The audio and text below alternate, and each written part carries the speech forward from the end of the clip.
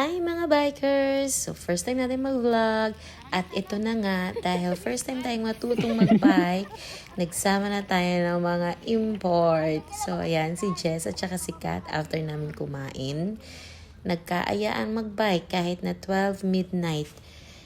So, dahil first time tayo mag-bike, hindi pa tayo marunong umakyat ng mataas at wala rin tayong gear.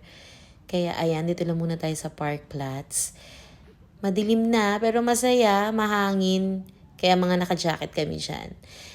So, ayun na. Iikot na kami niyan. Tapos, kasama namin syempre, ang aking mahal na asawang nagvi-video.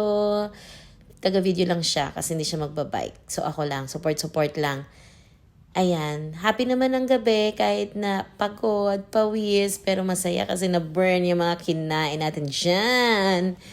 So, ayan na. Approaching tayo sa finish line. Char! Ay, nako. Masaya palang mag-bike, kaya lang nakakahingal kapag ka talagang pataas na. Lalo kung wala kang gear. So, ayan. Kaway-kaway, mga friendship. Ayun. Samahan nyo ako dito sa journey namin sa Germany at ng aking asawa. Yun lang. Bye! Tara na sa ano? Sa Swiss Alps.